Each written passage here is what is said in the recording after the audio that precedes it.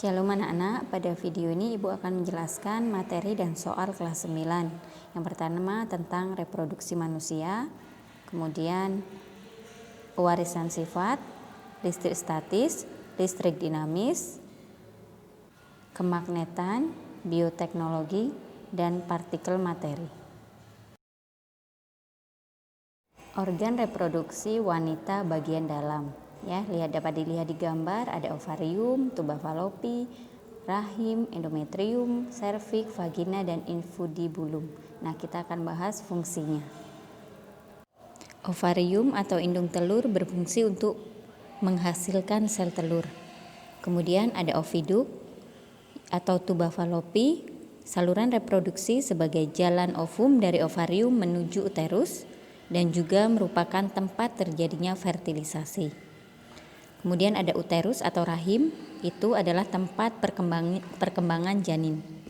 Kemudian ada serviks, itu merupakan bagian dasar rahim yang menyempit. Dan untuk vagina itu merupakan jalan untuk melahirkan bayi secara normal. Kemudian ada juga infundibulum, itu atau fimbriae berfungsi untuk menangkap sel telur. Penyakit pada sistem reproduksi manusia. Itu ada AIDS ya, adalah penyakit yang disebabkan oleh virus HIV yang menyerang sistem imunitas atau kekebalan tubuh penderita.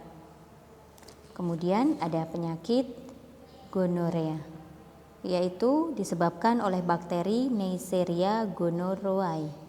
Gejala penyakit ini adalah rasa sakit dan keluar nanah pada saat kencing pada laki-laki serta keputihan berwarna kuning, hijau pada perempuan. Kemudian ada sifilis, yaitu raja singa, yaitu penyakit menular yang disebabkan oleh bakteri Treponema pallidum. Gejala awal penyakit ini adalah luka pada tempat masuknya bakteri ke dalam tubuh. Pewarisan sifat. Pewarisan sifat dapat diturunkan melalui persilangan atau perkawinan. Persilangan itu ada dua jenis, yaitu secara monohibrid dan dihibrid. Monohibrid adalah persilangan dengan satu sifat beda. Di sini contohnya adalah bunga mawar merah dengan bunga mawar putih. Nah, itu sifat bedanya adalah warna, yaitu merah dan putih. Kita turunkan gametnya ya.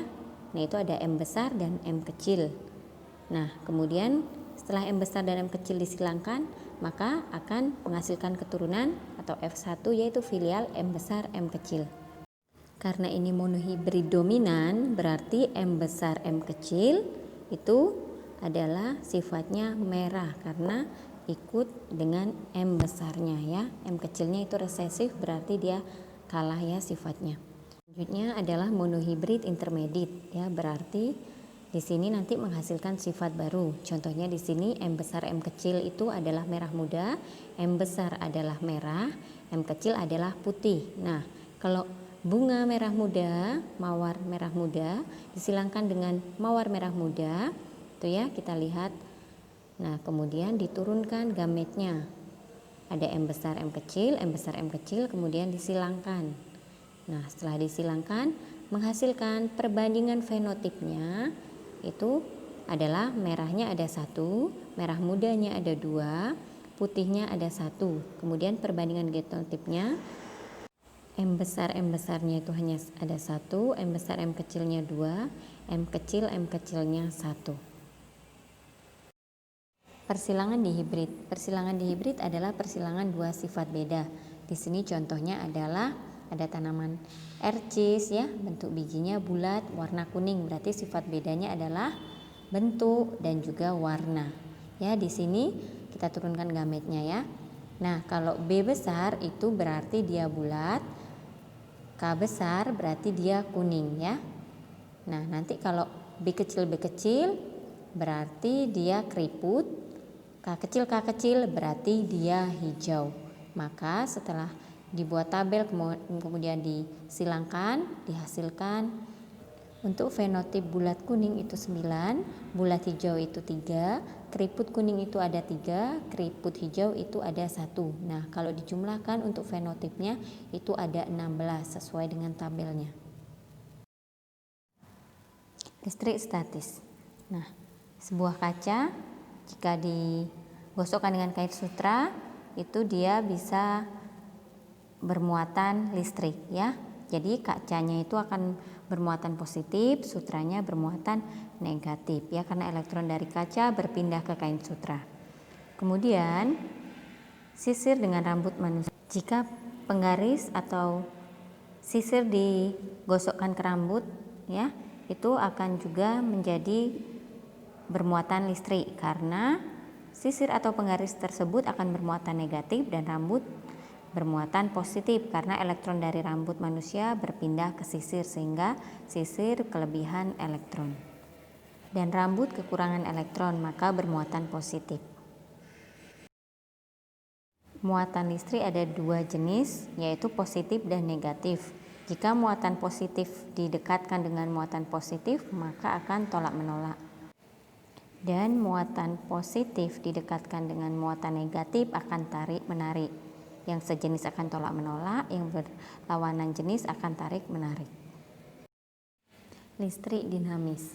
Jika ada rangkaian listrik disusun secara seri, nah yang ditanya adalah berapa arus yang mengalir pada rangkaian tersebut, yaitu adalah I sama dengan V per R. Nah R-nya hambatannya itu adalah karena ini seri maka tinggal dijumlahkan. 2 ohm tambah 3 ohm tambah 4 ohm itu sama dengan 9 ohm. Berarti I-nya sama dengan V-nya adalah 9, berarti 9 per 9 sama dengan 1 ampere. Jika ada rangkaian campuran seperti ini, maka cara mencari arusnya adalah kita cari dulu hambatan pada rangkaian paralelnya, yaitu pada hambatan 15 dan 30. Kita buat 1 per Rp sama dengan 1 per 15 tambah 1 per 30. Nah kita samakan penyebutnya maka jadilah 3 per 30. Nah itu berarti kita balik menjadi 10, berarti jadi 10 ohm. Nah ditambahkan dengan 20 ohm diserikan maka menjadi 30 ohm untuk hambatannya. Berarti I-nya adalah F-nya itu 12, berarti 12 dibagi dengan 30 sama dengan 0,4 ampere. Menghitung pemakaian biaya listrik. Jika sebuah kios menggunakan alat listrik seperti pada tabel berikut, hitung biaya yang harus dikeluarkan selama 1 bulan dengan biaya per KWH-nya adalah Rp800. Yang pertama, kita hitung energi yang digunakan selama 1 hari. Ya, berarti daya dikali jumlah kemudian dikali dengan lama pemakaian per hari. Nah, kemudian setelah kita hitung didapatkan 2550 WH ya, watt horse masian ya. Karena yang ditanya selama 1 bulan berarti dikali 30 hari. Nah, kemudian didapatkan 765.000 WH. Itu ya untuk energinya. Karena harganya per KWH maka kita harus ubah menjadi KWH. Ya, kita bagi 1000. Maka didapatkan 76,5. Kita kali 800 sama dengan 61.200 rupiah. Transformator adalah alat yang digunakan untuk menaikkan atau menurunkan suatu tegangan listrik. Nah, berarti transformator itu ada 2 jenis, yaitu step up dan step down. Nah, step up itu digunakan untuk menaikkan tegangan, step down digunakan untuk menurunkan tegangan. Di sini kita bisa lihat perbedaannya dari jumlah lilitan, kumparan, kemudian dari arusnya, dari tegangan listriknya. Menentukan kutub magnet. Sebuah besi bisa dibuat menjadi magnet dengan cara digosokkan. Nah, saat digosokkan itu ya cara menggosokkannya adalah searah. Ya, searah. Nah, di situ dilihat di gambar ternyata kutub selatan yang digosokkan. Maka besi tersebut akan menjadi magnet sehingga besi memiliki 2 kutub.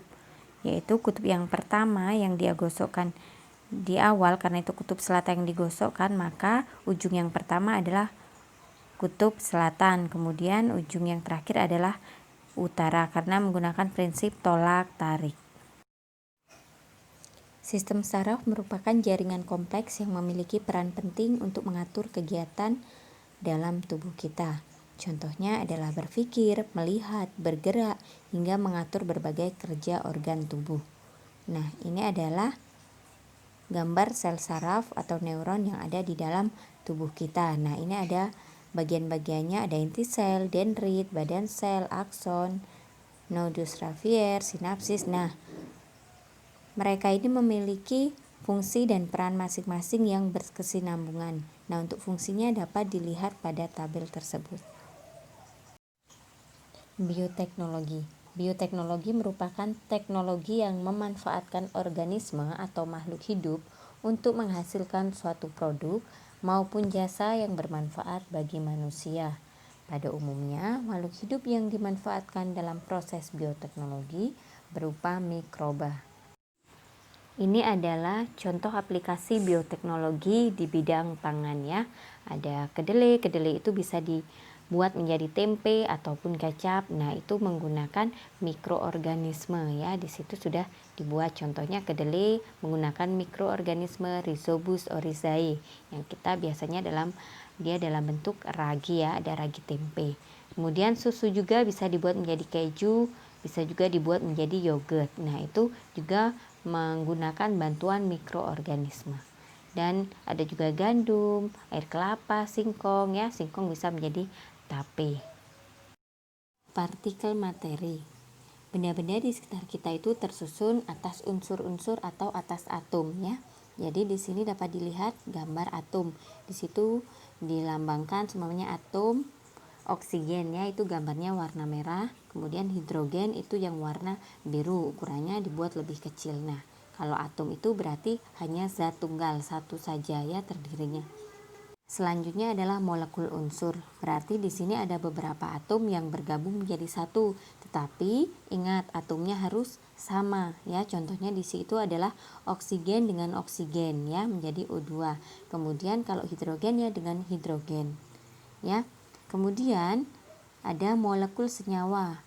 Berarti ada dua atom atau lebih yang bergabung menjadi satu ya. Nah, mereka harus berbeda jenisnya. Contohnya di situ hidrogennya ada dua, yang biru ada dua, oksigennya dibuat satu. Nah, berarti itu membentuk H2O atau air.